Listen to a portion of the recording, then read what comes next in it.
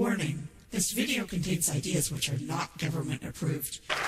But no, when I got the news that my dear brother Barack Obama, President Obama, was going to put his precious hand on Martin Luther King Jr.'s Bible, I got upset. And I got upset because you don't play with Martin Luther King Jr. and you don't play with his people. And by his people, what I mean is people of good conscience, fundamentally committed to peace and truth and justice, and especially the black tradition that produced him.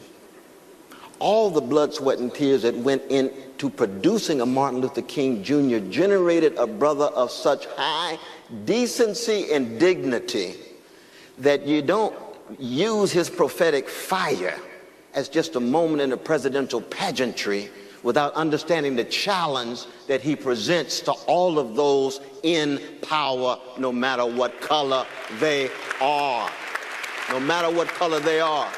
So the righteous indignation of a Martin Luther King Jr. becomes a moment in political calculation. And that makes my blood boil. Why? Because Martin Luther King Jr., he died owing to 3 crimes against humanity he was wrestling with. Jim Crow, traumatizing, terrorizing, stigmatizing black people, lynching and so forth, not just segregation, the way the press likes to talk about it.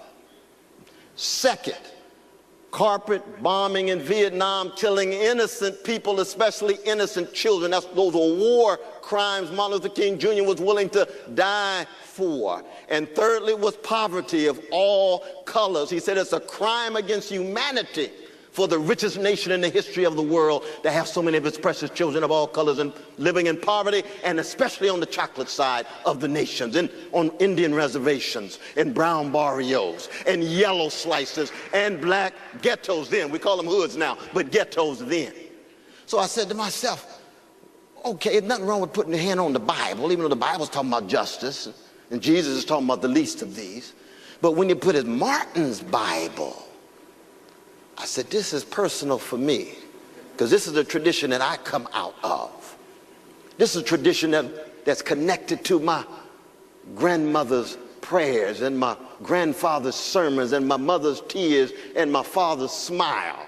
And it's over against all of those in power who refuse to follow decent policies. So I say to myself, Brother Martin Luther King Jr., what would you say about the new Jim Crow? What would you say about the prison-industrial complex? What would you say about the invisibility of so many of our prisoners?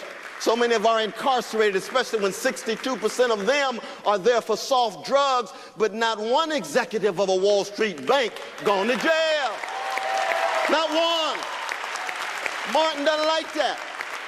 Not one wiretapper. Not one torture under the Bush administration at all. Then what'd you say about the drones being dropped on our precious brothers and sisters in Pakistan and Somalia and Yemen? Those are war crimes, just like war crimes in Vietnam. Martin Luther King Jr., what would you say? My voice hollers out, then don't tame it. With your hand on his Bible, allow his prophetic voice to be heard. Martin, what would you say about the poverty in America now, beginning with the children and then the elderly, then our working folk and all colors, not just here, around the world? Don't hide and conceal his challenge. Don't tame his prophetic fire. So as much as I'm glad that Barack Obama won, I think that Brother Mitt Romney would have been a catastrophe, and I understand Brother Newt told the truth of him about vampire capitalism, but that's true for the system as a whole, not just Mitt Romney in that regard.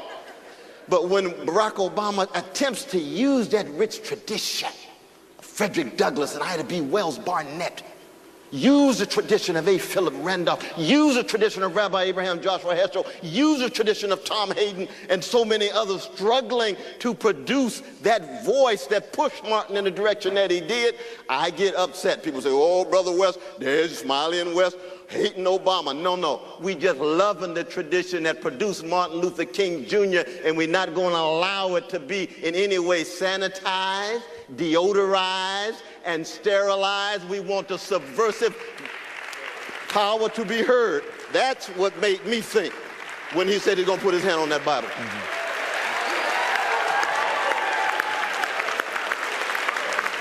And I'm praying for him. I'm praying for him. As is Newt, both of us Christians, you Catholic, I'm Holy Ghost funky, gut bucket Baptist. But we're praying for him. They're putting pressure on him. So Dr. West, so Doc mentions the children. Yes. And that's a perfect segue to go straight to Jonathan and to Mariana.